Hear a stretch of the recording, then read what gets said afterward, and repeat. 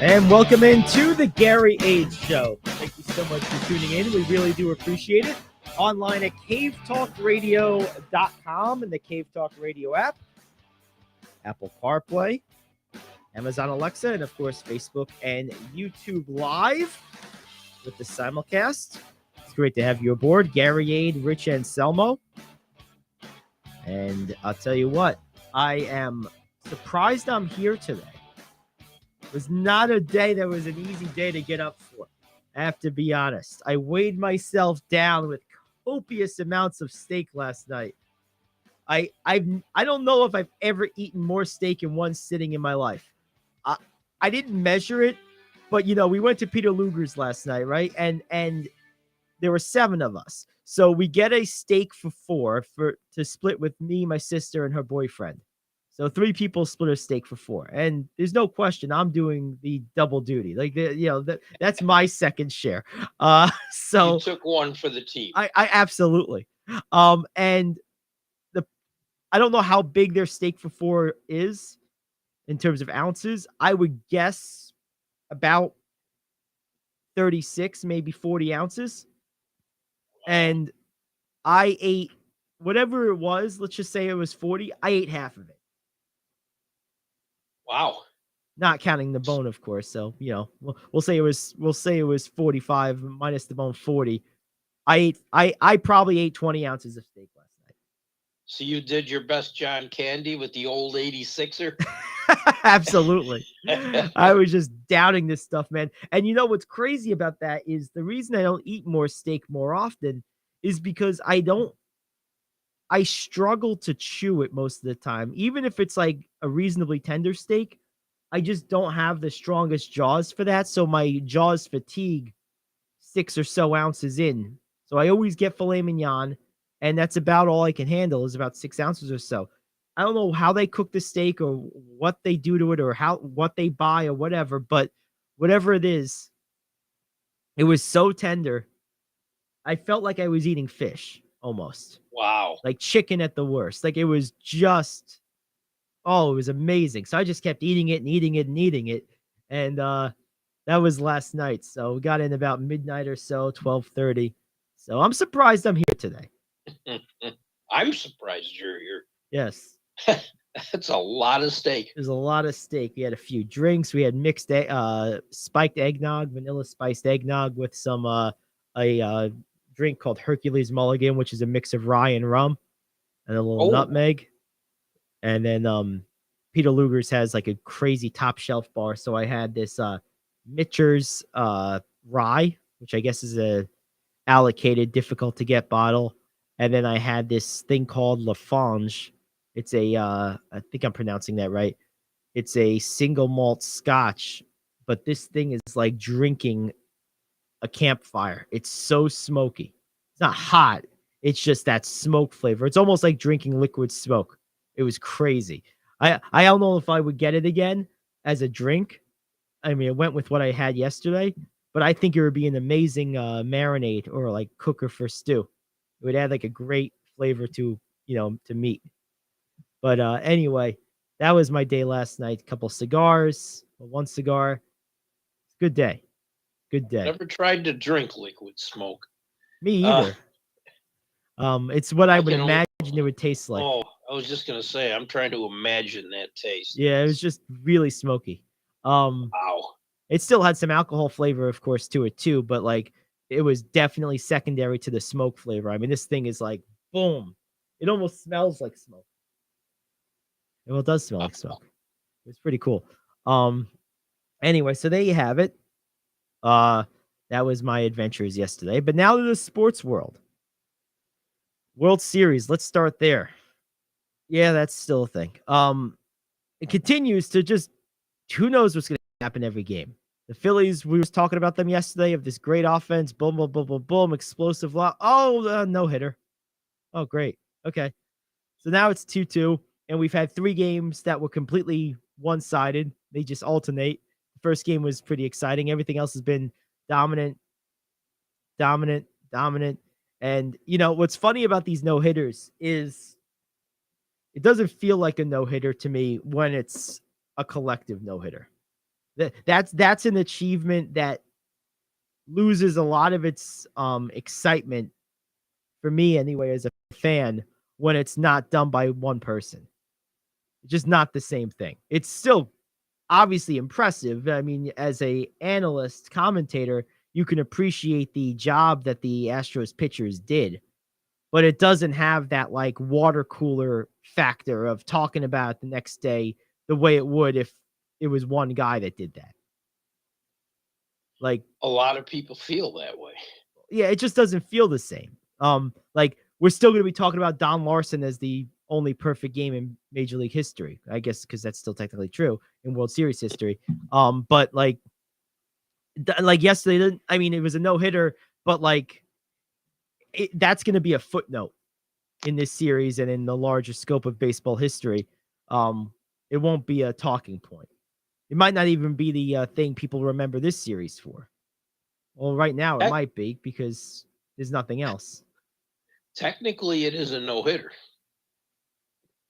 Oh, it is. No, there's no question about it. It counts. I understand what you're saying. Yeah, we went from 5 home runs for one team to a no-hitter. This series is impossible to figure out. It really is. The Houston. Oh, come on. Come on, people. Let it go. You're just jealous. Boo. That's funny. Oh, that's good stuff. You know, I just I caught the end of this yesterday. I knew it was 5-0 in the ninth. I was on the train coming home when actually I was just getting off the train when I saw this score the last time. And it's hard to put a handle on this when every game one team is so clearly better than the next. It's like, so what's what? It's just weird. And like, I feel like sports in general is getting this way, right? Like we see this in basketball a lot. Like we saw that a lot in last year's playoffs. Teams would alternate blowouts. Yeah. But like in basketball anyway, a blowout is not what it used to be. Like 25 points used to be like, oh my God, you got killed. But last night, the Spurs got killed by 43. That's a blowout. That counts. If you lose by 20, it's not a blowout anymore. You were like about 5 3-pointers away from making it a game. Right. That's what I was going to say. Right. So it's like you have to recalibrate your mind. If you've been following the sport a long time, you have to recalibrate your mind to what is a big margin. Like if you're watching, we were talking about this at the restaurant last night, Richie and I, we were actually, no, it was at the cigar lounge after the fact. And they had a bunch of the games on. They had the Knicks on, which by the way, they blew that game. We'll get to that in a little while against Atlanta. And they had the Celtics game on. That was a great game. So I'm watching these two games and Richie was saying how it's great to bet, like the NBA in particular would be great for live action betting because like, you know, because of this factor, because in a 4-minute stretch, a team could be down 15 and then 3 minutes later up 2 or down 3. And he was talking about it in the context of if you have a team that you think is definitely better than the other and they get off to a slow start, you almost don't put your bet in beforehand, wait for them to get down 12 or 15, see what your in-game live bet odds are and bet on the team you still think is going to win. Because in basketball, being down 20, if there's any more than like 5 minutes or so left in the game, it's almost not a big deal. True. Very true. Last night we had a couple of games that were interesting and not a big deal. But we've had a couple games. Yeah, it could be one with just a slight swing in points. Yeah, and the 3-point shot makes the difference. It does. Because it can either bring you back or be a dagger. Oh, yeah, or it could bury you. You miss 12 of those in a row. You could miss 8 in a row, and the other team scores on 6 of those 8 possessions, and boom, what was you were down 12 trying to cut it, now you're down 25. It's true. It goes both ways. That's what makes NBA games so wild right now is the swings of it all. It's just it happens so fast. Yeah. It really But does. here, the baseball game didn't feel like a blowout last night, but I never had a doubt who was going to win. Right. Well, usually when you can't get any hits, you usually can't win. Yeah. I think that's how that normally goes.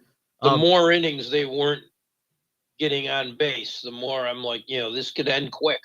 Did you steal your daughter's coffee mug today? No, why? It looks like polka dots and hearts or something. Ferris No, wheels. no, it's coffee beans. It's coffee time. Oh, it's coffee beans. Okay, they look like little hearts. I thought you like stole your daughter's cup. I stole my wife's cup today. It says on here, crazy cat mom. Oh, ow. And So, you are. well, I'm not the mom. I'm crazy cat dad. I need my own mug here. Yes, you do. Man. No, my daughter doesn't have heart mugs. That's not her. I didn't think so, but I also didn't think that was you, and I thought those were hearts. So there you have it. My daughter has this Fenguli mug that's pretty cool. Hey, there you go. Yeah, so we got a lot to get to today. Other topics on hand. Of course, we're going to talk about big win for the Lakers last night, big loss for the Knicks, the continued situation with Kyrie, full slate of NBA games, Thursday night football. We got some NHL scores to get to. A lot to get to. Radio question of the day is next. Back after this, the Gary Ayd Show here on The Cave. Do you want to save money on your next flight? Then pick up the phone and call. That's right, call. The best prices are not online. They're with SmartFares. See, SmartFares has special deals with the airlines. When they have unsold seats, they use SmartFares to fill them. So you get airline tickets at crazy low prices. They have access to great prices and discounts at over 500 different airlines, plus 300,000 hotels and rental car companies. Their prices are too low to publish online. With the extra money you'll save, you can book another trip or treat yourself to dinner or shopping. So stop searching all of those travel sites to find the lowest price on your next flight. Let one of our SmartFares expert travel agents find the best price for you. Call SmartFares today and get ready to see the world with a fat wallet. 800-370-2460. 800-370-2460. 800-370-2460. That's 800-370-2460. Come on. You watch the news. Be prepared to pay more taxes. Then if you owe back taxes or haven't filed in a few years, get ready. The IRS, the largest collection agency in the world, will be coming after you with the power to collect taxes by any means they want to. Hey, they can freeze your bank account, your passport, even padlock your business. Oh, good times. Look, if the IRS claims you owe them $5,000 or more in back taxes and they're coming after you, don't panic. Call my friends at Get a Tax Lawyer first. Their job is to negotiate with the IRS and save you money. They're experts at it. That's all they do, and you can trust them. In some cases, they have reduced a $50,000 tax bill to less than $1,000. If you owe the IRS $5,000 or more in back taxes, call now for a free consultation. Call 800-649-8617. 800-649-8617. 800-649-8617. That's 800-649-8617. All right, we're back. It's the Gary Ayd Show here on The Cave. Great to have you aboard. Join the conversation in the chat. Watch us on Facebook or YouTube Live and submit a question. We get to each and every one of them as best as we can. We do appreciate that. It's the best way to get a hold of us live. If you have a question during the week or during the day when we're not live, the best option would be to hit us up on the Facebook page, Cave Talk Radio. Check us out there. About 400 of you currently follow us there, so thank you. We appreciate that.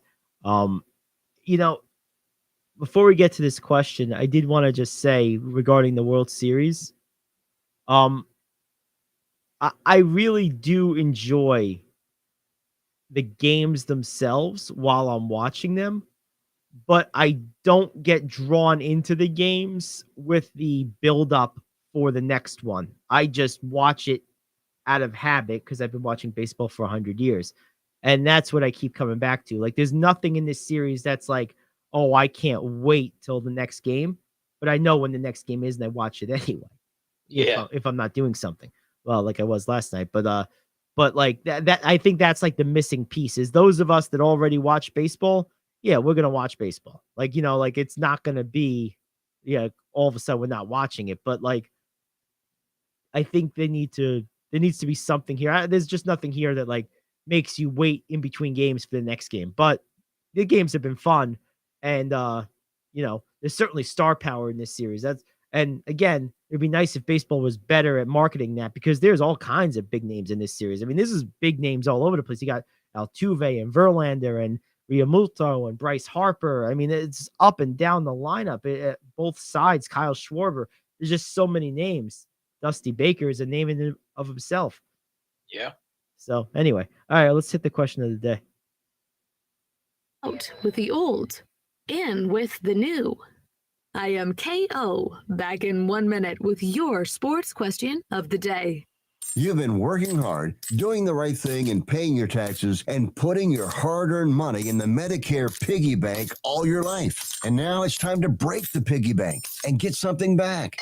Medicare. If you didn't know it, Medicare is health insurance for people over 65, and you've paid for it with your tax dollars. Medicare plans now have more benefits than ever. That's good news, especially if you're like me and looking forward to paying as little as possible for good health insurance. Call and find out what Medicare plan is best for you. Save your time. It's valuable. We've already done the research for you. And in one quick phone call, you can learn how to get the best Medicare plan designed exactly for you. Hey, it's one of the most important decisions in your life. Let us help you through it. Here's our number. Call 65 Plus Medicare now at 855-301-5506, 855-301-5506. That's 855-301-5506. Fans are ready to ditch nostalgia in favor of more high-tech experiences at sporting events. This according to an Oracle-commissioned fan survey conducted by independent firm Untold Insights. The survey found fans love high-tech game experiences. A majority of respondents want to see the implementation of more self-service, and they want teams to reduce fan reliance on human interaction. More than half of those surveyed said they prefer using technology to interacting with staff during live stadium events. Question: do you prefer a more technologically advanced fan experience, or are you an old-school fan who prefers nostalgia? I don't know. I think it depends. I kind of like a mix of both, to be honest. I mean, and the context of this is what? Technology use in just having them at the like having like technical orders at the stadium. I might have missed like the crux of this. Technology that doesn't involve human interaction. Right. Depends. I don't mind that for, like, say, paying and selecting my parking space in advance. That's fine. That's always a pain anyway. I don't mind non-human interaction for purchasing my tickets. I don't even really mind. I guess this would involve human interaction, but on the back end, like if I could order food while I'm sitting at my seat and get a notification when it's done and go up and pick it up from, the line managed by a person, that would be cool. And you can do a lot of that now. No, I know you And can. Those are examples of Some will it. bring you food. Right. Yeah. See, that's okay, but like that I really wouldn't use. Like, to me, I like getting up and stretching my legs and walking around the concourse. Like, that's part of the experience to me. Oh yeah. But so I guess I'm somewhere middle. I'll put it as I like technology assisted human interaction. Okay, that sounds perfect. Like, my question is, what do they consider nostalgia? Because baseball's quite nostalgic. the whole thing about it is. Yeah. I mean, So I don't get that part of what it. is nostalgia? Maybe it's like the hawkers, right? At least in baseball. Get your hot dogs here. I don't know. Maybe that's what but and I would miss that. Like I've bought more things at a baseball game that I wasn't going to buy or probably didn't need to buy simply because someone came over and pitched it to me in that kind of way. Like, then I can care to count. So it's like, I guess I would miss that. And I guess that would be weird to see it like a football or a hockey game or a basketball game, but in the baseball game, that seems like it's supposed to be there. Yeah, to me, it's just that's an annoyance to me. I love that stuff. Trying to watch the game, be quiet. I actually prefer going up and ordering my food, Yeah, I don't mind doing that either. especially in a place that has choices. I want to see what they're doing. I want to see what they're making. That might make me order something other than what I walked up there for. Right. That's true. Just doing it on my screen, fun. Oh, no. And baseball is it's that sport where it's okay to get up and go and get things and not, you're not going to miss as much action. Right. If you're gone for a short period of time. Right. So, yeah, I'm kind of both ways. I love the technology and buying my tickets, not having to deal with anything. I have my phone loaded up with tickets for the next month and a half worth of events. So I do not mind at all. So I think there's nothing wrong with a good mix. I couldn't answer it all yes or all no. Right. Yeah, exactly. That's how I feel too. I think a mix is the right approach here. I really do. I'm a big fan of technology in general. It helps in a lot of aspects of life. But there are things that I want to just, there's certain things I like having sort of the old school way. Like I really do enjoy, for example, the guys that are walking around hawking product at a baseball game. I do enjoy that. I enjoy at a basketball game. I enjoy the interaction with the the concession staff. More so. Because I feel like, and this has just been anecdotal observation on my part. I could be wrong about that. But like I think mostly basketball concession staff seem to be more in tune and fans of the game than staff at other sporting events. Yeah, I'm not saying it's an extreme thing, but it's noticeable. Like I see more like team colored caps with the concession stands workers at basketball games than I do at say football games. I see Sophia. What does Sophia have to say? Oh, hey, nice, classy. I've been called that before. How do you know who it's directed at? Oh, I'm just assuming it's me. It could be you, though. I mean, yeah. Easily.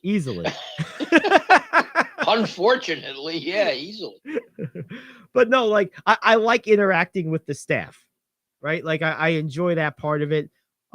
There's certain things that you take away from these games that technology can't replace, but there's other things that it makes better. They are very big on service at Quicken in Cleveland.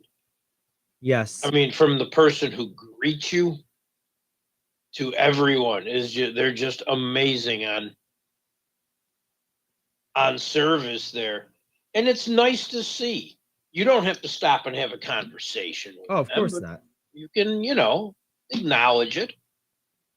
Of course not. Oh, and that's a hallmark, by the way, of Dan Gilbert businesses.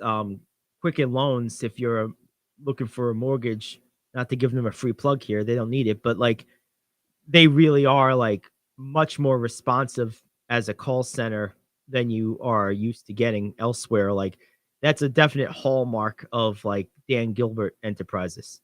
Yes. Is really quality customer service. It is. And it shows. Yeah. It's a big part of, I think, his success in general. All right, let's take a break. We'll come back. We got a lot more to get to. Let's hit Thursday Night Football. We also have to talk a little NBA. That will be heavy in the second hour. We'll, of course, have the top 5. And we will touch a little bit on the NHL as well. That's what's on tap the rest of the way. Up next, NFL Thursday Night Football. That's coming up. The Gary Ayd Show here on The Cave. Do you want to save money on your next flight? Then pick up the phone and call. That's right, call. Because the best prices are not online. They're with SmartFares. See, SmartFares has special deals with the airlines. When they have unsold seats, they use SmartFares to fill them. So you get airline tickets at crazy low prices. They have access to great prices and discounts at over 500 different airlines. Plus 300,000 hotels and rental car companies. Their prices are too low to publish online. With the extra money you'll save, you can book another trip or treat yourself to dinner or shopping. So stop searching all of those travel sites to find the lowest price on your next flight. Let one of our SmartFares expert travel agents find the best price for you. Call SmartFares today and get ready to see the world with a fat wallet. 800-370-2460. 800-370-2460. 800-370-2460.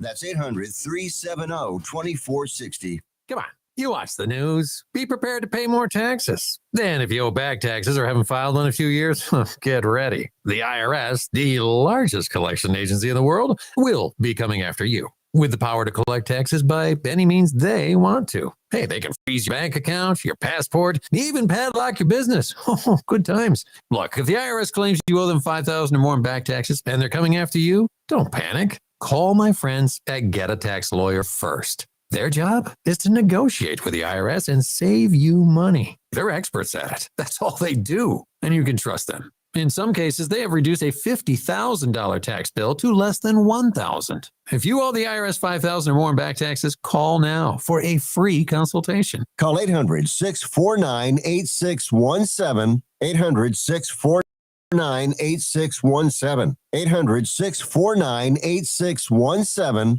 That's 800-649-8617. All right, we're back. Gary Ayd, Rich Anselmo, Thursday Night Football. Oh, baby, this could be ugly. This is like child abuse right here. If Dylan was tuned in, he'd be all excited about this. This almost doesn't sound fair. The Eagles taking on the Texans.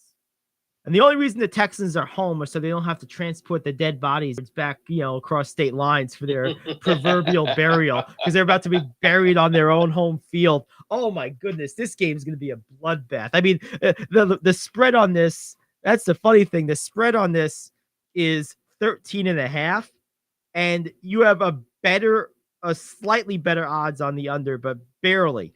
My God, this could be 30-10. This could be 35-7. This could be really ugly. Good. It really could. You got a team playing on top of its game. Oh, man, what a disaster. Against a team just struggling to get out of the gate. Yeah, if you're going to bet this game, you got to start looking at the props here.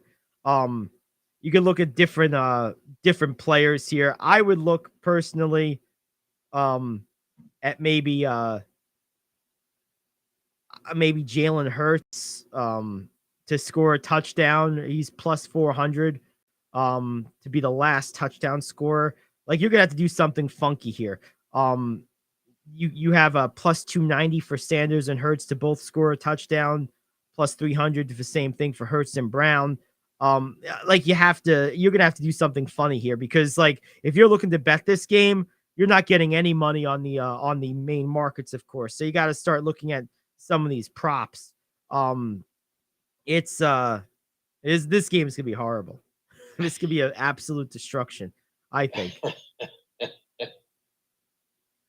It's another one I won't see. Yeah. Without Prime. Yep. Yeah, I'll be watching this. I log into Prime at my buddy's house. We typically will watch it together. Usually make fun of the bad team. But you know what? That's why they play the games. It will come on tomorrow. The Texans won the game, and it's gonna be like, what?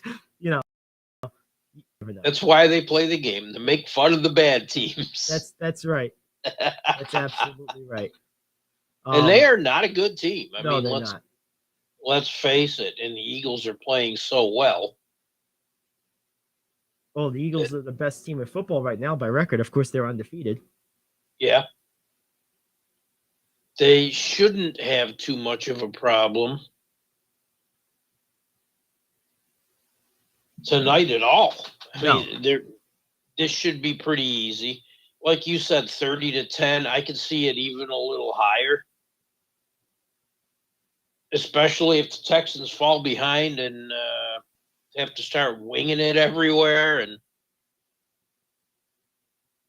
they're just not equipped for that kind of game.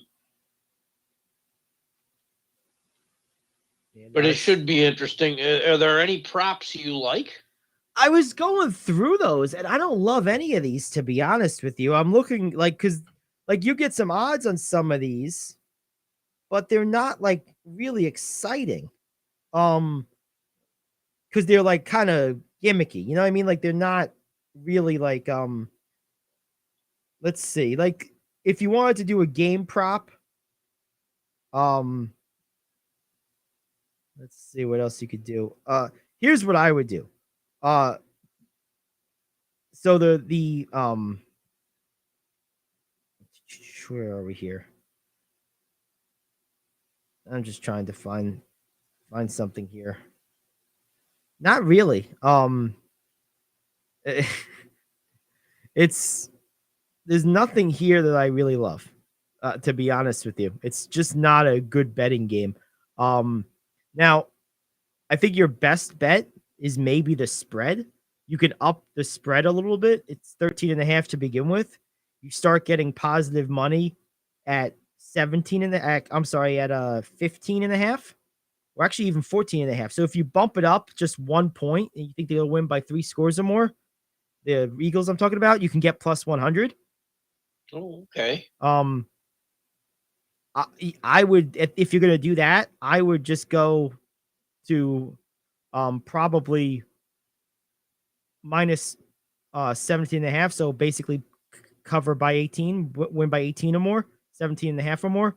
At that point you get 135. And if they're going to cover 14.5, they're likely to cover 17.5 because the likelihood it is it's 3 touchdowns at that point. So I think that if I was going to do that bet, I would probably take the extra couple of points to get a little more juice, 35% more action. So I probably go that route. That's probably what I would do here. None of them sound like great numbers. No, they're not. If you really wanted to get big time odds, you need to think they're going to absolutely destroy these people. You could theoretically get plus 240 if you thought the Eagles would win by 23 or more, 22.5 or more, which is possible. Oh, it is. But, these Thursday games are tough because of the quick turnaround. It's hard to tell. That's why you see so many of them not play out like you think they're going to. Right.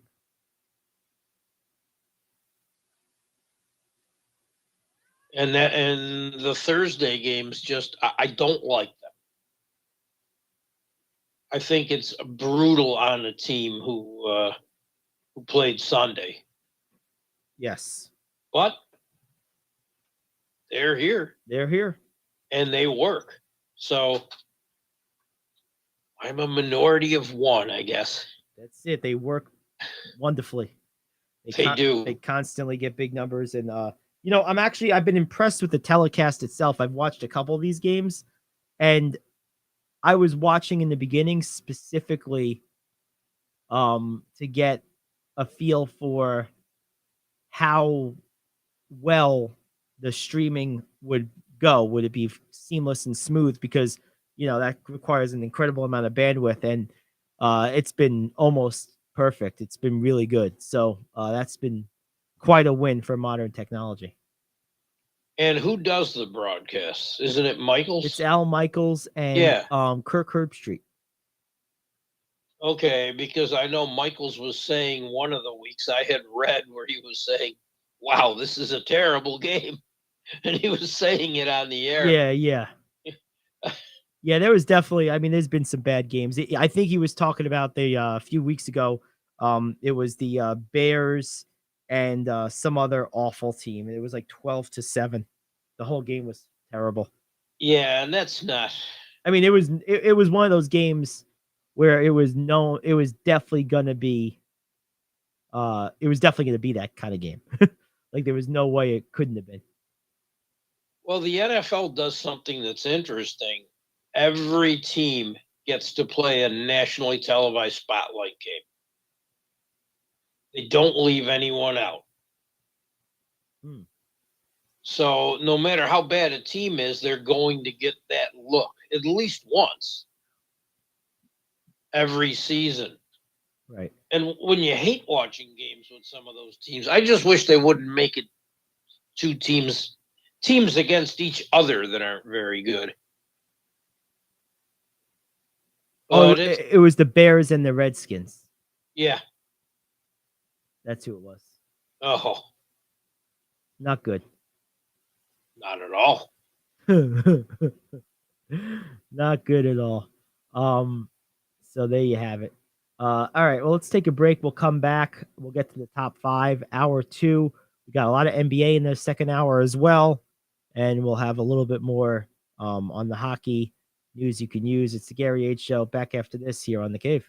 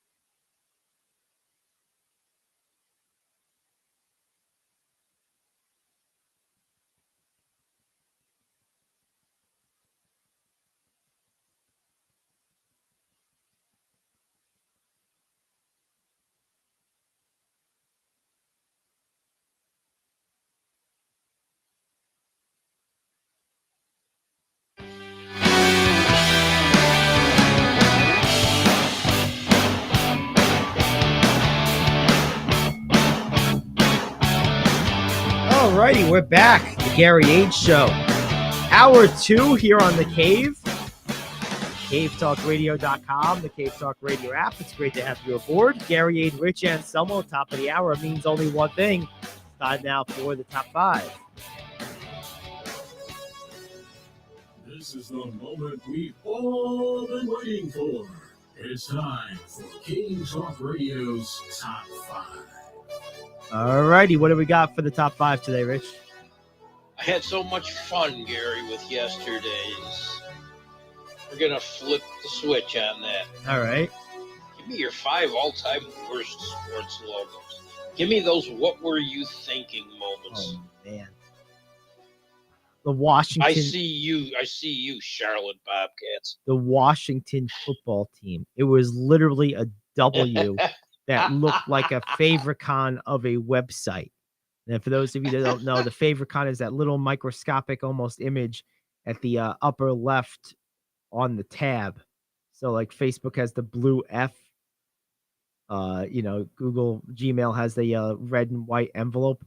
That's the favicon. So like literally the logo was like worse than like a favicon. So like that W was like, and that's what you get for calling your team the Washington football team for 4 years or whatever it was. That's what you get. And then you turn into commies afterwards.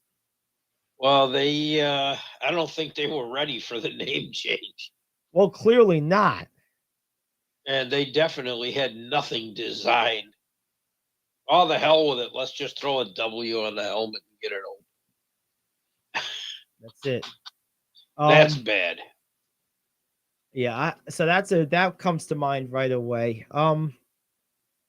I never really liked the Mets logo, if I'm being honest, mostly because it was such a carbon copy of the Yankees with different colors. It just feels like they should have been more original. It's kind of late now, they're 60 whatever years in, but like it just feels like they kind of copped out, like they could have been more original. It's like basically the Yankees all over again. Except the N and the Y are on the same level. Right. It's very subtle difference. Like it's so similar. So I never. Yeah, but they hit a home run, no pun intended, with Mr. Met. Oh yes, their mascot's a whole different ballgame, and the rising apple. Every time there's a home run hit, that's cool too. But yeah, I don't love their logo. Let's see who else. I don't like the it's funny, they're gonna make an appearance yesterday and today. I don't like the current Anaheim logo. They went from like fun to like corporate and boring. Yeah. Like, I just think it's weird. Like it just there's nothing inspiring or exciting about it. It's like that retail store, I think it's called Against All Odds. It was always sort of like a hip hop edgy store.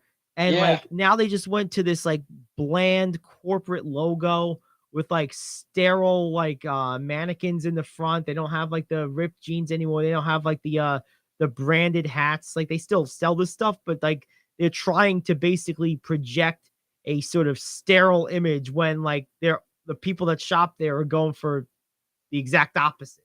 Right. It's like that's how I feel about the Ducks. Like their logo right now projects that of just like some corporation. Nothing fun about it.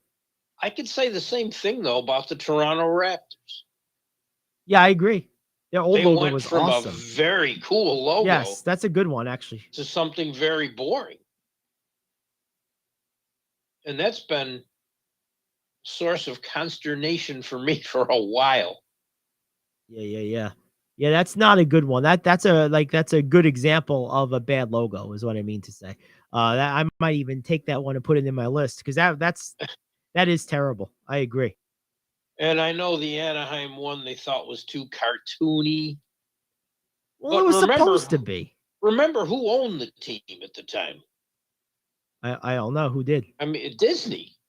Ah, well, of course. I mean, that's cross promotion.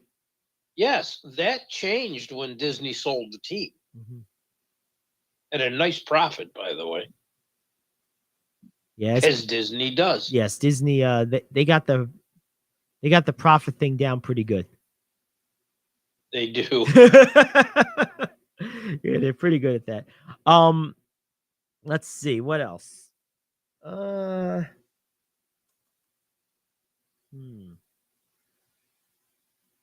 don't like the logo of the Falcons anymore. I used to like their logo too, the Atlanta Falcons. I think their logo's pretty boring. In what way? It's just like I would like it to be more, how do I say this? I would like it to be more instantly identifiable. I feel like there's certain logos in sports right now that like I have to like think about for a second. And the Falcons one almost sometimes at a quick glance almost looks like the St. Louis Blues. I have to like remind myself, oh wait, football. The Falcons. Like it's different color, it's the same shape. It's okay. It's not the worst. I did want to mention it because I don't personally like it, but it's an okay logo. I don't think it makes the top 10, top 5, but it's a weird thing. Trying to think of some other ones. Let's see. The Tampa Bay Buccaneers have a really cool logo. They do. They're awesome. I don't know. Maybe, although the original logo in that color popped. Yes, that's true. Steelers logo is a good one. I'm going through some football teams here. You know, Cleveland's logo is not that exciting. The Cleveland Browns. And that's because they're not that exciting. Goes to the territory. See, the logo's boring. Yeah, they used to have a cool logo way back when with the little like almost looks like an elf, and then they had like the bulldog or whatever. Like the unofficial logo, but it's pretty much just an orange helmet. Like, yeah, pretty much. That's not exciting. You can throw the Bengals in there too. Yeah, the Bengals. There wasn't much thought put into that. No. Stencil the word Bengals on their helmets. You think with all the money to be made merch-wise, the teams would put more thought into that? Or they did. Oh man, if they did, that's what they came up with. You need to get some different people in your design departments. Seriously. That's funny stuff. Let's see. What one more. I don't like the I don't hate it, but I don't love the logo of the Philadelphia Flyers. Their logo to me feels like it needs a refresh. Like, I feel like it's been sort of similar for a long time, and I'd like to see maybe a little more color in the logo. I think that's really what it is. Like, there's alternate versions of this. Like, there's one that's almost like see-through, that's like a gray instead of the black with the orange dot in the middle. And there's another one that has like it's like an orange background with an orange and black. The insignia is orange and black. And inside the dot is like a picture of like the Philadelphia skyline. Like, I think that's cool. See, that I like. Like, so I feel like their logo is just kind of run its course. It's time for a refresh. It's been that logo since the 70s. Yeah. Yeah. It's time for a refresh. The Denver Nuggets have those nice skyline jerseys too. Yeah. I think more cities should do that. I agree. We have the Colts someone says is a bad logo. That's a good one. It's a good bad one, yeah. So that's the list. That's boring. I mean, it is. Oh, it's terribly boring. My number one is the Cleveland Browns. It's just a bland orange helmet. Not interesting. I've got a bone to pick with the Steelers too. What's with the logo on one side? Oh, instead of on both sides of the helmet, you mean? Yeah, you guys too cheap to put decals on each side of your helmet or what? Come on, man. Ohio State's got something for you. Yeah, right.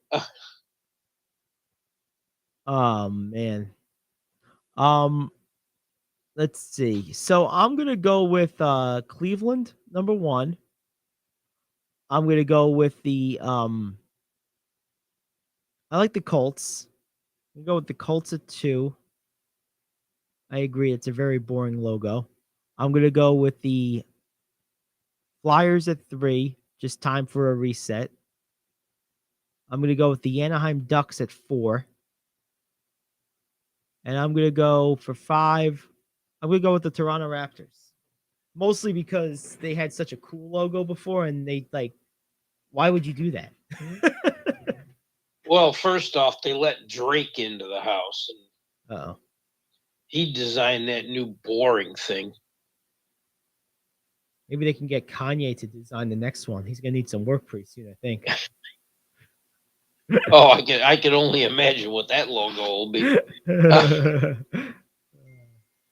I mean, and to me, Anaheim and Toronto are in the same boat with that. Oh, the complaints. I hate the logo is cartoony complaints. It doesn't hurt when you're trying to sell merch. That's right. I still see people wearing the original Anaheim uniform, Anaheim jersey. I don't see anyone wearing the new one unless they're in Anaheim. Yeah, no, it's not a I mean the old jerseys like the purple and white ones, like the ones they wore in the movies, those were cool, man. With the duck bill. Yeah, it was awesome. Yeah. Those are like great hockey uniforms. They are. I know they're doing a throwback this year. I'm hoping I think that's what the Ducks throwback is. It should be. I mean, that even all these years later, when someone says the Ducks, I really do think of those uniforms and that logo. I really do. And it's been probably 15 or more years since they used it, but that's what I think of. Like whether they want to admit it or not, they were outflanked, the franchise, meaning their franchise look and name was so well branded by something that wasn't them before they really came into existence that they really kind of should just go with it instead of trying to we got to reestablish our... No. It was established for you. Just go with it. People already know it. Yeah. But then again, it's Disney and they know how to market. See, look at this. Facebook commenter says, "Hey, the only hockey I've ever watched is the Mighty Ducks movies, other than Oswego when I worked for them." so that's what I'm saying. Even non-hockey people like Scott and myself, that might be our favorite team just because we know what they look like. Except you gravitated towards it because of the movie. Exactly. There's got to be millions like us. There has to be. There are. There are. That was a big part of the early success of that franchise. Right. I mean, in the arena was the pond. I mean, it was perfect. Well, they played it to the hill. Yeah. And then Disney sold it, and everyone's like, "Oh, we got to create our own identity." No. If you already have an identity, go with it. We have to create our own boring identity. Yeah, snooze fest. Yeah. And that's what too many people do, and it's a shame. Yeah, the next they're not going to even be the Ducks. They're going to be like the Anaheim hockey team. Oh no. They're like, it's offensive to Ducks. PETA says. That's next. Oh no Anaheim hockey team. That's horrible. Man, even the Arizona team has a name. Wow. Oh man. So we got a recap ranking these things. Number 1 for me is the Browns. Number 2, I'm going 2 with the I think I said the Flyers. Number 3 I'm gonna change it up. I'm gonna go with the Ducks at 3 after that talk. Number 4, I'm going with the Raptors. And number 5, I'm gonna go with the who do I want to go 5? Uh, let's go with the Mets. Oh, okay. Not original. You spared the Colts. I did. Yeah, I'm a Met fan, and they're not original. So I added the Colts to my list after seeing that. Yeah, they are boring. next team name Scott says is the Utah Jazz. We're gonna go from the Utah Jazz to the Jazz in Utah. Like, there is no jazz in Utah. That's right. It's Mormon music, baby. Yeah,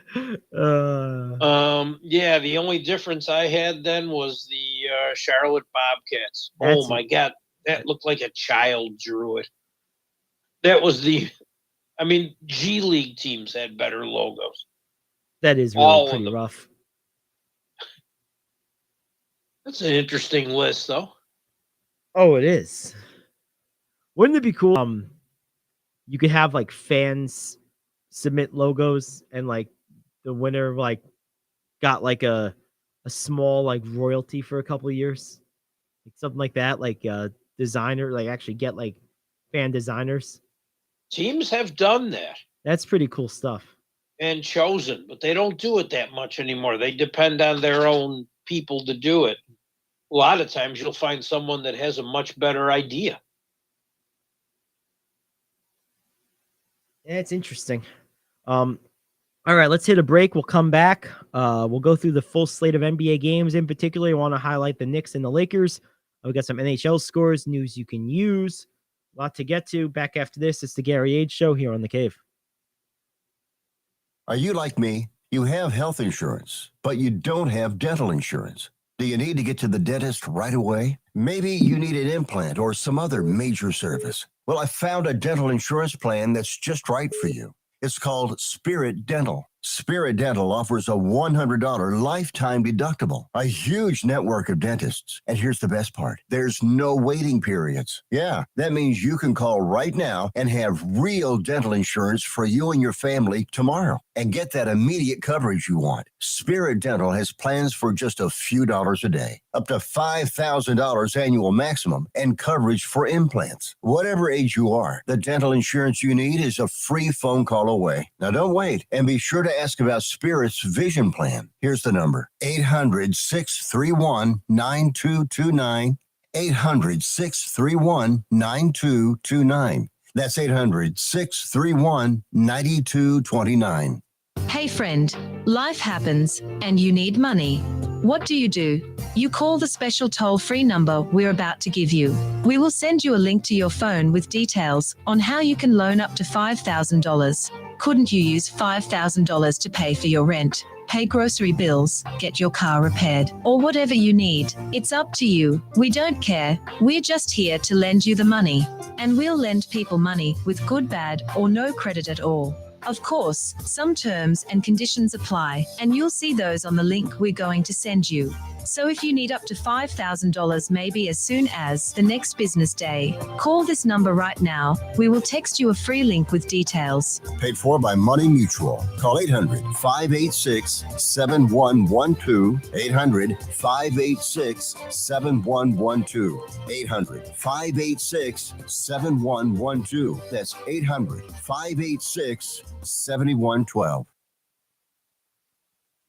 Alrighty, Rich is gonna go ahead and give us a quick little hockey update. I'll be right back. Just gonna go grab some liquid energy, aka coffee. Rich, take it away. There's not much from last night. There were only 2 games in the NHL. The Toronto Maple Leafs got a hat trick and an assist, a nice 4-point night from their captain, John Tavares. They beat the Flyers in their old stale logo, 5-2, breaking a losing streak for the Leafs. In the other game last night, Buffalo spotted Pittsburgh a 3-1 lead early in the third period and came back with 5 unanswered goals in the last 15 minutes of the game to beat the Penguins 6-3. A very exciting game. Penguins are on a little losing streak too. Got a quick injury update. The Washington Capitals put defenseman John Carlson and TJ Oshie on injured reserve. Oshie's out indefinitely with a lower body injury. Carlson's just going to miss a handful of games. And that is it. But Gary's not back. We are going to talk about the NBA because we had a full slate of games last night. But I didn't realize Rooney asked a manager to put it on one side. It just doesn't make any sense. To me, anyway, it looks like they're too cheap to have a logo on both sides. I never understood it. I didn't realize it was some sort of tradition. I just don't get it. But at least the logo, even only on one side, is a better logo than the Colts one is. And yes, I had a different list made up. And when I saw the word Colts, I absolutely had to throw that in. If there's any others anyone could think of, hey, let us know. We're here. You can hit us up, Facebook Live, YouTube Live. The Facebook chat seems to be the best way to do it.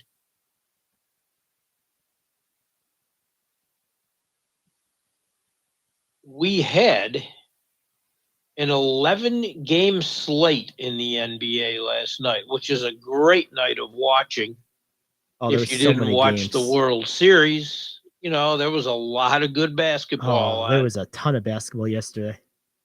That Lakers game, that was great. I'll tell you what, I want to talk about that for a minute. I think DoorDash driver to buzzer beater. Isn't that great? Yeah, I mean, that's the storyline. That's the feel-good story. But the real story of that game, to me, was what I was talking about. I think it was just yesterday I mentioned Lonnie Walker can really play. This guy gave you, I think, 28 big points. He led the team in scoring. This guy can straight up play. And oh, yeah, I'm happy to see he's healthy because he's the type of young, you know, high energy ceiling type of player that the Lakers need to pop this year. For them to have some success this year, they need a couple of those guys to like pop. And, you know, Ryan was seeing that with the DoorDash. He hit the game winner last night, had some big moments in addition to that. But the Lakers need a couple of guys like that to really pop this year. And Walker right now, in the first 5 games, he's been one of their better players. I mean, he's probably been their 4th best player. He's been very, very good. Dennis Schroeder's been a 0. You hardly see him.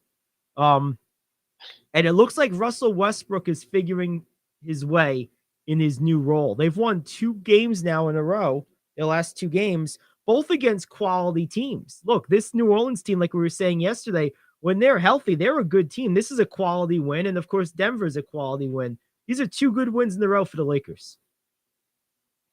2 very good wins. Zion had a great game last night too. Yes, he did. He's a beast. That was a lot of fun to watch. And the ending was great. Oh, it was tremendous.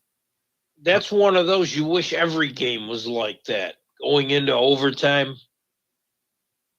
Speaking of overtime, that Cavs-Boston game was fun. What a great game. What a great game. Cavs won by a point. What a game. And somebody who's unheralded for the Cavs, who they don't talk about a lot, but who adds one thing to that roster, and that's size,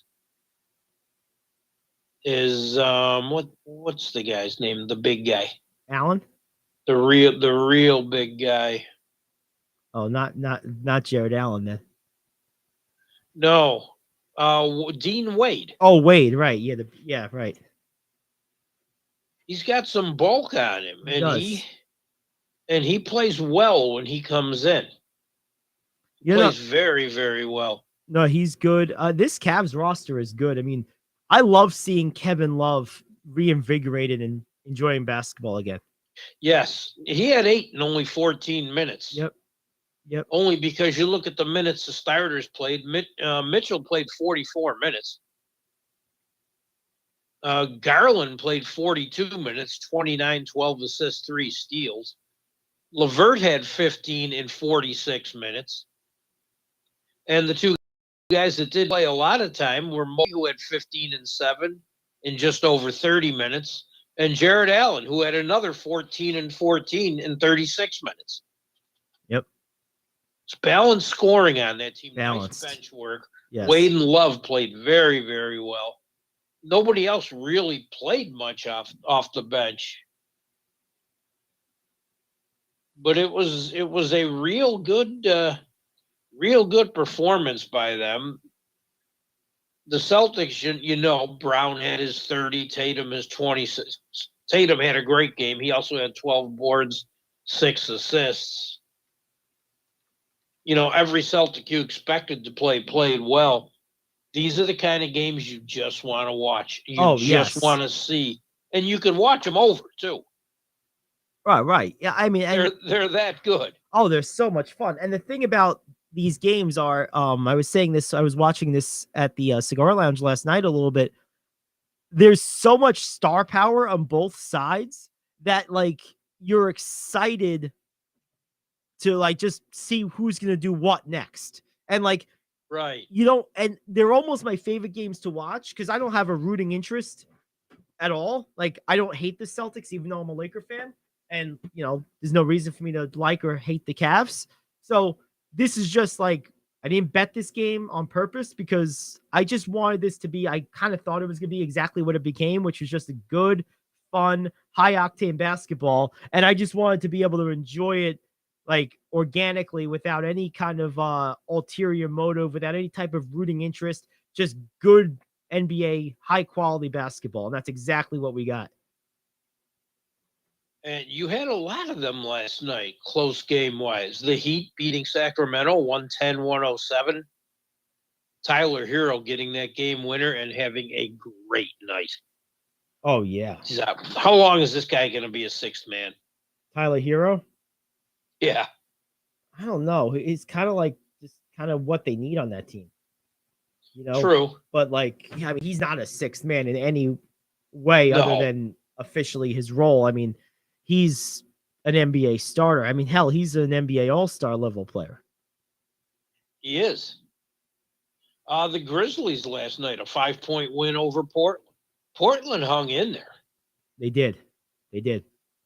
Portland had some people play pretty well, too, but Bane lit it up with his 29. Morant had 20 in another stellar game. Simons for Portland was hitting clutch buckets. Yeah, he was. He kept game. Making shot after shot. He made, like, I think at one point he scored like 12 unanswered points, or 12 points he scored. No one else scored for the team, something like that. He went on a personal scoring binge at one point. And Luka Doncic did something. Only the third player in NBA history to start the season with 7 straight 30-point games. The last guy to do it was Wilt. Isn't that something? And that was a close game in Dallas. 103-100. Utah 6-3. How? This team does not go away. They lost last night, but yeah, they hung in there right to the end. They stayed with a good Dallas team. And Luka also had 11 assists. Dinwiddie had 20. Wood had 21 and 10 off the bench. Dwight Powell had 9 off the bench. A nice night. I'm surprised at the way they're using Christian Wood basically as a sixth man. I'm like really surprised at that. I am too. I thought it was such an obvious, like, simple fit for their starting lineup. I just thought they'd slide him right in the front court and that would be that. I think maybe Kidd thinks this is the best what he can get out of him the best way.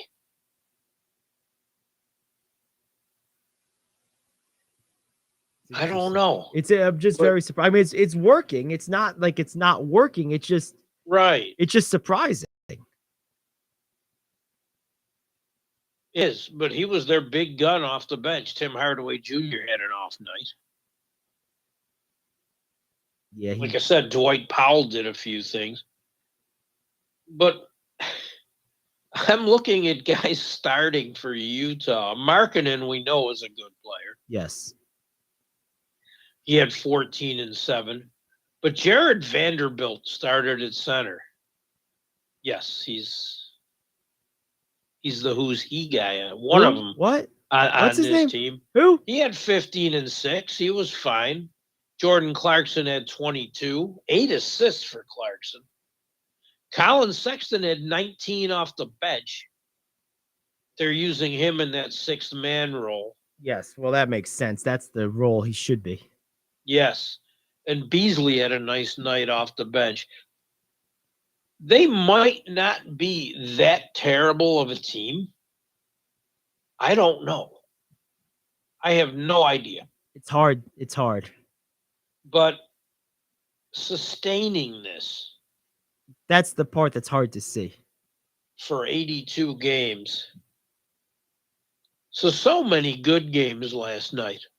And some that were disappointing. I know you want to touch on one in particular. Yeah, I want to touch on the Knicks game. They were up sometimes double digits at various stretches of this game. And like we said earlier, not really a big deal to lose a double digit lead anymore. But thing is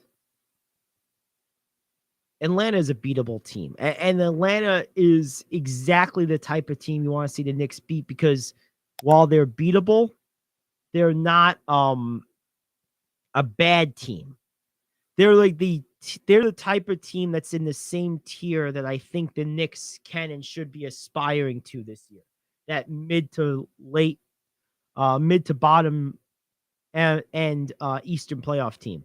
So like these are the teams you want to see them fare well against and hold up at the right times against, because, you know, I don't really care if they beat Indiana, nor do I care if they lose to Milwaukee. I expect both. But like Atlanta is a team that is basically on their level, you know, more or less, I think. And maybe Atlanta's a tiny bit better because they have a little more experience now with some of the things that happened a couple of years ago. But basically, I think the Knicks are capable of beating Atlanta. Like, if you were to tell me the two would play in a series, I would call that a potential toss-up series. Like, I think both teams are capable of beating the other. So those are the teams you want to see the Knicks beat. You know, you want to see them beat Atlanta. You want to see them beat Toronto. Like, those are the teams that they're going to be kind of bunched up with. You want to see them, you know, beat Brooklyn. Like, those are the teams that they're going to be bunched up with. You know, I don't care if they beat Orlando or Detroit. Nor do I care if the Celtics kill them by 25. Like, they're not there.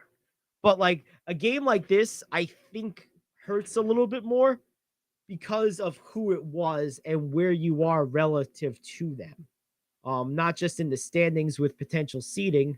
I know it sounds crazy to talk about 7 or 8 games in, but all these games count exactly the same as the games that are played in April and in March.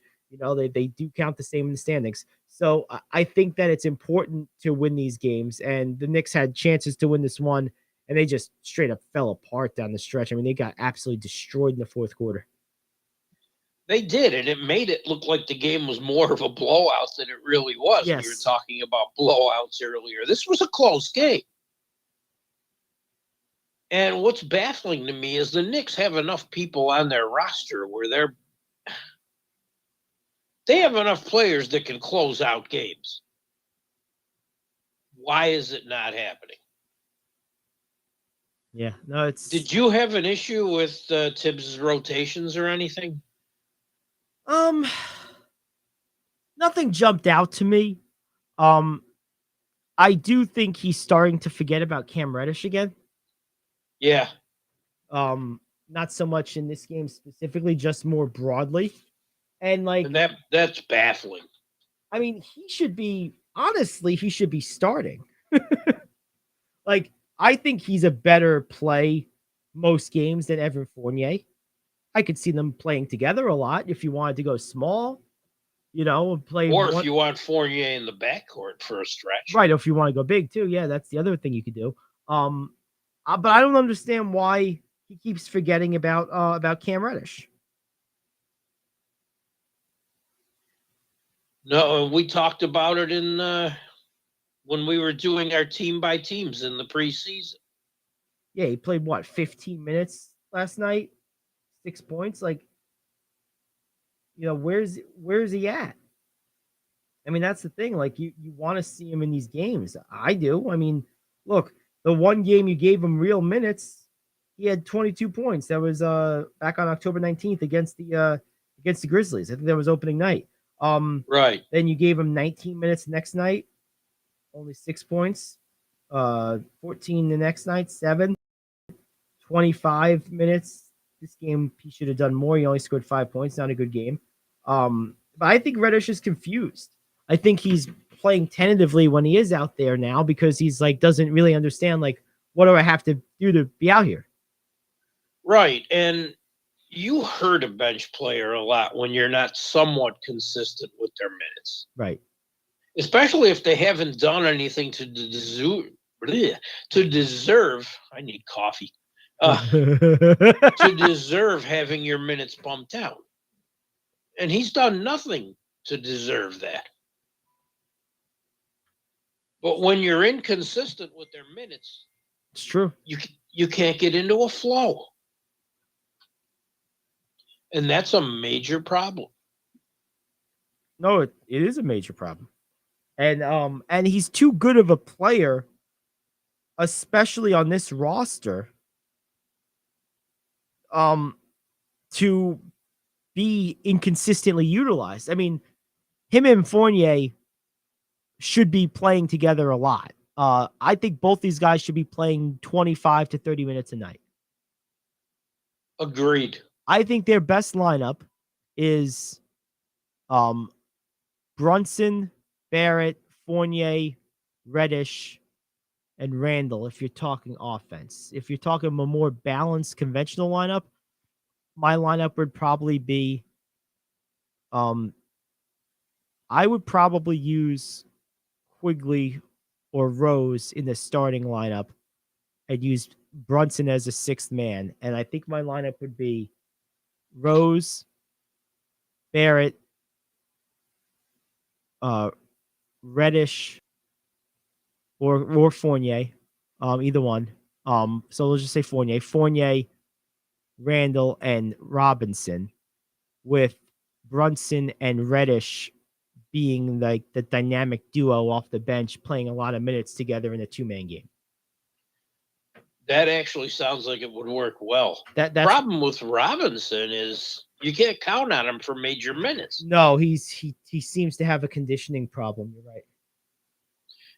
Which is it conditioning, or is it just the fact that he fouls way too much? It's probably the latter. You're probably right. And but that's even more the reason to get more involved with Reddish, because in that example, you could slide say Randall down to small ball 5 and play Fournier and Reddish together in a small ball lineup with with Barrett and whoever you want at the 1. Right. I mean, so like that's the other thing. I mean, you can play big, like you were saying, or you could play small with those two, depending how you deploy them. Good point. Very good point. So yeah, I don't know. But I do think the Knicks are reasonable this year. But I think they're maybe not as consistent with their rotations, like you said, as maybe they should be. That's exactly what I was wondering too. I've got another game I'd like to touch on. Sure. Did you think when they said Embiid playing last night that the Sixers would be okay against the Wizards? No. You didn't? Like I thought they might be in the game, but like I didn't know that they would win. I mean, that team needs Embiid a lot. Like they use him a lot. So, like, whenever you're out a guy with that high a usage rate, I always question, well, how's this team going to come out in terms of how are they going to be organized? Like, that's always the thing I'm worried about. Like, you knew the ball was going to go into Harden's hands, of course, but, like, how are they going to organize around him when, like, they're used to organizing around Embiid or around the two-man game of those two? And I was pleasantly surprised with how that played out yesterday. Yeah, Harden had 24 and 10. Yep. Maxey had 32. The thing that I thought they might be okay if they get something out of Harold. He played a little over 12 minutes last night and got a rebound. Mm. That is it. Mm. I think Porzingis is happy that that Embiid wasn't there. Yeah, I would say so. He had 39 boards and 3 blocks. And of course, Beal had a solid 29. Yeah, Bradley Beal's good. But it's just, I don't know.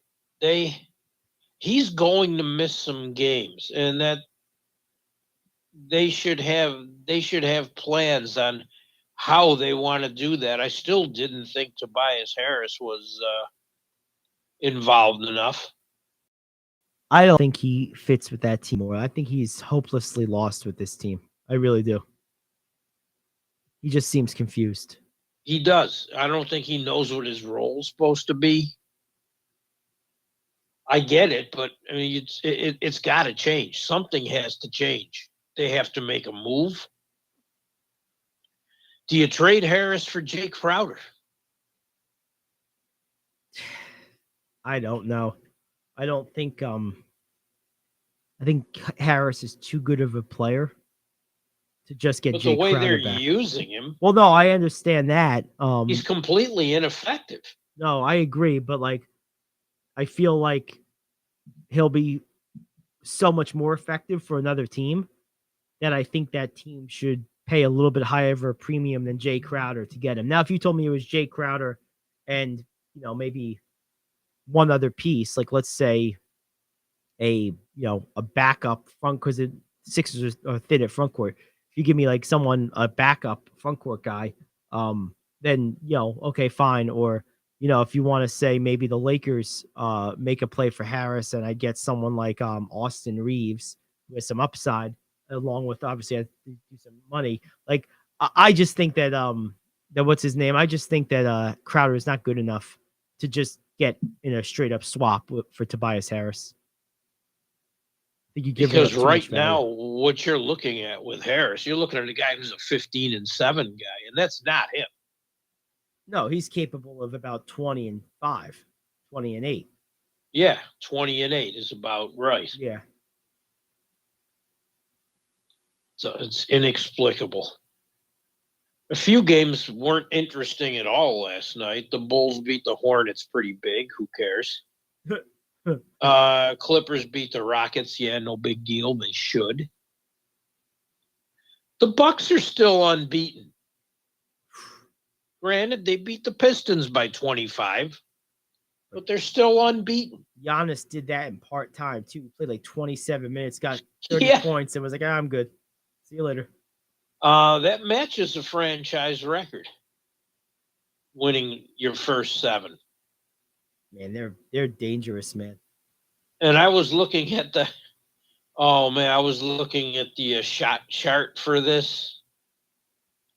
And they were just getting inside all day long. Yeah, Giannis at 32, 12, 5 steals in 29 minutes. Unbelievable. Holiday at 26. They're doing this without Middleton. Yep. Best team in the NBA. My only question is, I realize they played how many guys last night? 12. Why doesn't Joe Ingles get any run with this team? That is a good question. I actually forgot he was even on the team. Yeah. It's easy to do. That is a good question. That's a guy that would help the Lakers a lot. Yeah. The Bucks smart. Seem to need him. Can pass. Yep. Can shoot. Absolutely. LeBron would love playing with a guy like that. Another question for you about this Detroit team. Cade Cunningham with another 10-point night last night. Is he going to waste away there? It does seem that way. I was pretty high on him coming into the season after the way he played the second half of last year. I don't really know what changed, but to your point, he's had a couple of these games now where he's like way below expectation, and it's not from lack of opportunity. That's for sure. Right. You know, and he has too much talent to be playing like that. I feel like Detroit sunk so deep for so long that climbing out of it, even when you start having pieces around that have the talent to help you start doing that, sometimes doesn't happen. It's like failure to start again. It's almost like buying a pretty new car and then parking it for 3 winters in a row without driving it. And then like, okay, well, it's still got like 10 miles on. Yeah, but you haven't driven it in 3 years and you left it outside parked. It's like all of a sudden you're trying to bring it back to life and like you have all the pieces. Now you got the, whatever you were waiting for 3 years. Like, hey, good, I can use this car, but it doesn't start anymore because you just left it there. You neglected it for too long. That's how I feel about these teams that go so deep into these rebuilds. They blow up their roster so fully that like by the time they get around to thinking they have a chance to try to like start heading in the other direction again, they're stuck in park because they can't bring the car back to life because they let it sit around for too long. And that's how I feel about the Pistons. It's how I think I'm feeling about the Kings. Well, the Kings are a whole nother story. They just always mess up. But like there's certain teams. I think Oklahoma City is in danger of falling into this right now. This is supposed to be the year, and of course the injury with their pick this year with Holmgren. But I think when you go so deep in the ice, it's hard to thaw out the same. You get that freezer burn. True. Very, very true. I mean, when was the last time the Pistons were relevant? Jeez, the early 2000s. Right? That's it. We have a question. I was just going to say, there's an interesting question. What's the chat. most teams one player has played for? I think there's a couple of guys that come to mind. I don't know this 100%, but Ish Smith, I think I heard something about that earlier this year, maybe. I know Jimmy Jackson played for 100 teams. Ish Smith, he's played with 13 teams. Oh my God, that's crazy. There's a bunch of guys that played with 12. You're right with Jim Jackson. Joe Smith has played 12. I was going to say Joe Smith. Another guy I could think of that played for a lot of teams was guard. Oh God, now I'm drawing a blank. But yeah, Jim Jackson, Ish Smith, Joe Smith. Tony Massenberg's played for 12 teams. Tony Massenberg. He played for 12 teams in 12 years. So's Chucky Brown. Chucky Brown. Unbelievable. Uh-oh. Looks like we lost Rich. Rich said, bye-bye. I'm done with you. Finished. Hey, what happened? I don't know. You just disappeared. I'm still here. This thing just shuts down every once in a while. Said, there you go. It just said, we don't need him anymore. I'm back. I was never gone, but I'm back. Strange. That's a good question. But yeah, I think Ish Smith, he might be in that 12 range as well. But I know he was traded to a team he didn't play for. So on a technicality, I think it's 13. That's nuts. That really is a lot of teams. And his trademark should be don't buy a house. That's it. Renters only, baby. Yeah. Oh man. One of the things that's interesting about when you look at some of the players on this list, they all fit that good but not great, but not really just like simple specialist role player type either. Like that's why no one can kind of quite latch onto them. Like they're not just like your typical prototypical space and pace D and 3 wing. They're not your prototypical like rim runner, shot blocker, but they're not like stars. But on random nights, like Jim Jackson, for example, could score like a star. Right. On random nights, Joe Smith could give you 18 and 12. Ish Smith did. It was at one point one of the fastest guys in the NBA off the dribble. Like, so they're weird because like they have like certain qualities that make them almost all-stars, but they have other qualities that make them not all-stars, but the two balance out to make them more than the role player, but less than a starter or all-star. So consequently, everyone's like, yeah, I like his game. Well, he doesn't really fit, but his game's good. Yeah, you know what? I like his game too. We'll take him. It's like it's like you take turns, and no one can quite figure it out. The thing with almost all these guys, just like you said, is true, but every once in a while there's a difference in there. Tony Massenberg played for 12 teams as strictly a role player. Yes, 100%. He never had one of those, hey, wow, that's a Tony Massenberg game, because Right. there were none. Those schemes never happened. That's right. He played okay. How many years did he even play in the league altogether? He didn't play much longer than 12 years, did he? No, I think he played 13 or 14 He years. almost played 12 years on 12 teams. I know he was traded a couple times during one season. He spent a couple of years with the Spurs. He got a ring with them. Yeah, he did. You know, another guy that bounced around a little bit near the end of his career, mostly because for whatever reason, he always seemed to have an expiring contract that people wanted, was remember Theo Ratcliffe? He seemed to always like be an expiring contract that was just in like a random trade. I think he's played for at least 10 teams. Him, Kevin Ollie, I know, has played for a lot of teams. He might have like the record for most teams traded to that you never played for. Yeah. Ratcliffe. He got traded as a contract asset a few times where like the receiving team had no intention of using him. Got cut. Yeah. Signed with someone else. Yep. Repeated the process. All right, let's hit a break. We'll come back and we'll do the news you can use to wrap it up. It's the Gary Ayd Show here on The Cave. You have health insurance, but you don't have dental insurance. Do you need to get to the dentist right away? Maybe you need an implant or some other major service. Well, I found a dental insurance plan that's just right for you. It's called Spirit Dental. Spirit Dental offers a $100 lifetime deductible, a huge network of dentists. And here's the best part. There's no waiting periods. Yeah, that means you can call right now and have dental insurance for you and your family tomorrow and get that immediate coverage you want. Spirit Dental has plans for just a few dollars a day, up to $5,000 annual maximum, and coverage for implants. Whatever age you are, the dental insurance you need is a free phone call away. Now don't wait, and be sure to ask about Spirit's vision plan. Here's the number: 800-631-9229.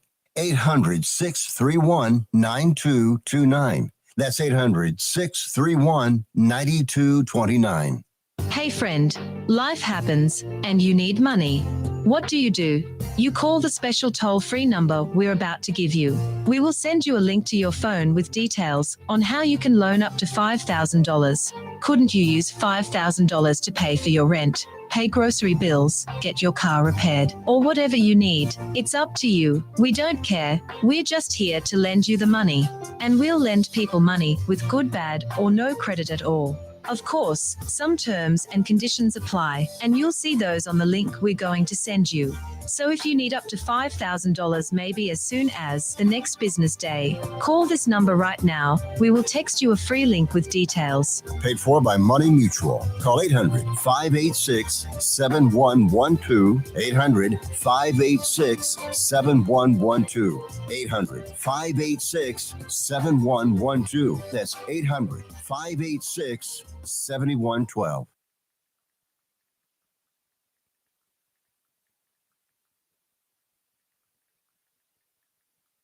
And we're back. Yes, we are. There we go. Looks like we have a little news you can use. Let's do it. What do we got? And, well, Kyrie Irving yes. explained himself. Yes. He didn't apologize. Correct. Explained himself. Amari Stoudemire came out and said, and Amari has a Jewish heritage. Yes. He said, admit you made a mistake and apologize. Your thoughts? I don't know. I don't agree. He gave his opinion on a topic. If that was truly how he felt about it, then he didn't make a mistake, and there's no need to apologize for your opinion. You don't have to agree with it. I don't even necessarily agree with it, but doesn't matter. It's his opinion. He doesn't have to apologize for that. I don't need an explanation. It doesn't matter. So no, I don't agree with Amari at all. Then you probably don't agree with Shaq and Barkley. Tuesday night on Inside the NBA. Well, the whole NBA is like going after this guy now. Shaq said, direct quote, "It hurts me sometimes when we have to sit up here to talk about stuff that divides the game, that we got to answer for what this idiot has done." And Barkley kind of doubled down on the idiot thing. Barkley said, "I think he should have been." He expressed surprise that Adam Silver, who is Jewish, would let Kyrie insult his religion. Well, I think Suspend him and take his money. He said, "I think the NBA made a mistake. We have suspended and fined people for making homophobic slurs, and it was the right thing to do." And then Barkley ended it by saying, "I can't believe we're talking about this idiot." Yeah, I just don't agree with any of this. I mean, for one thing, to speak on the Silver thing for a moment, yeah, there's been times he's been inconsistent with this, but for the most part, one thing I give Silver credit for, he's been a fairly consistent defender of not punishing people within the NBA circle for speaking their mind and holding an opinion on something. He didn't cave to the pressure to like excommunicate Daryl Morey, for example, from the NBA a few years ago. He didn't cave to the pressure to force out he's not caving to the pressure here to suspend Kyrie over something. I think Adam Silver in a lot of ways is a classical liberal. I think in a lot of ways he believes the axiom that I might not agree with what you say, but I'll fight to the death for your right to say it. I don't think Adam Silver has an appetite for suspending people over expressing their opinion. Now, he's done it in the past, you're right, but it's not his norm. And I think his more normal approach is, I'm not going to take punitive action against people expressing their opinion, no matter how much I disagree with it.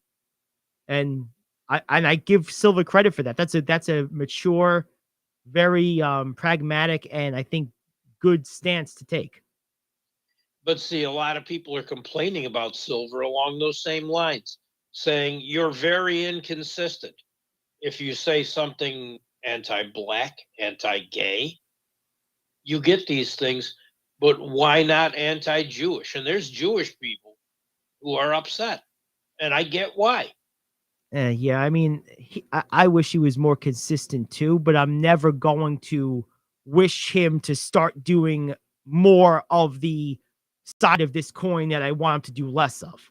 Just because he's used the other side of the coin before doesn't mean I want him to start using that side more when it's the wrong way to handle it. The more times he gets it right, the better I like it. And in my view, he's getting it right by doing nothing.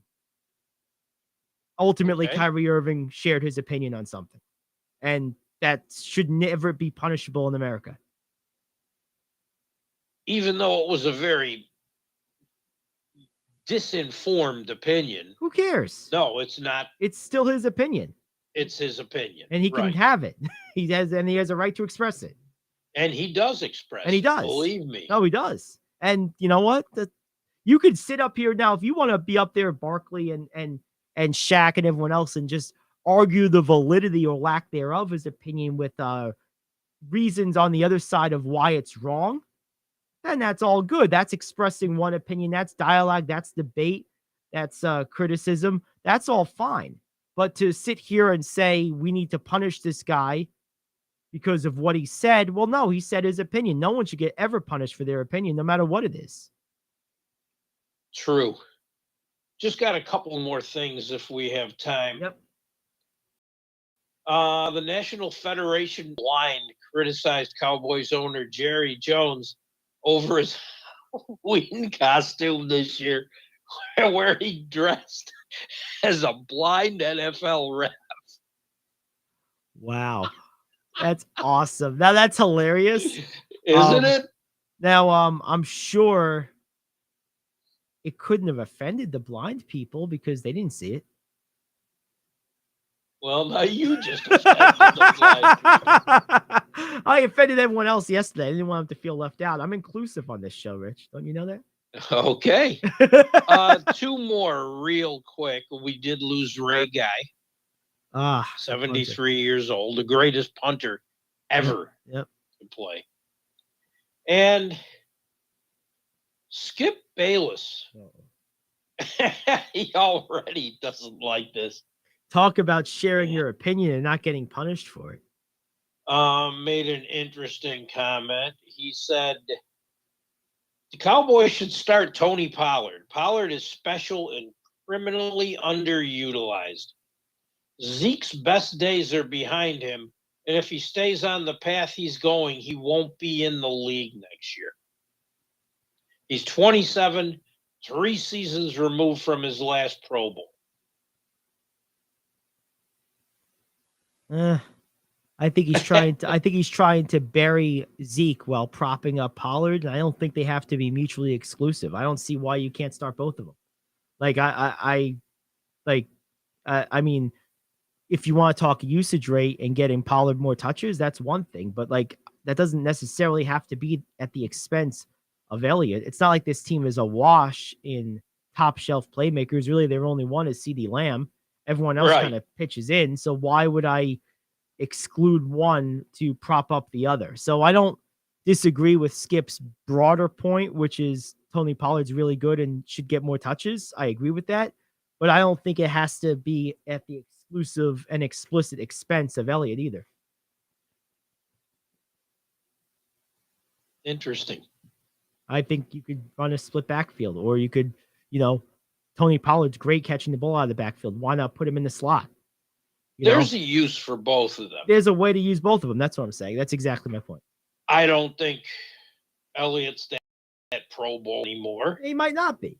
But I think he's effective. He's a good player. He's great in short yardage situations or in red zone situations, goal line situations. And you need guys like that. And I've always taken the stance that you can never have enough people to make plays in any sport. Oh, that's right. I'll take the playmakers, please. That was a great show on ESPN back in the day. Can you imagine them airing something like that now? Oh, my goodness. Oh, jeez. The NFL didn't like it back then. Imagine. Yeah, I know. Today. That's probably the only thing ESPN's ever done that's not on ESPN Plus. It's probably true. I love that. Because that library on Plus is amazing. I go through that when I have nothing to watch, and I can watch ESPN programming. Old 30 for 30s and documentaries are just incredible. That's awesome. All right, well, let's go ahead and wrap it up. That is today's broadcast. We'll be back tomorrow to close out the week. Rick Tittle is up next. For Rich Anselmo, I'm Gary Ayd saying so long. We'll see you tomorrow, 10 to noon, the Gary Ayd Show here on The Cave.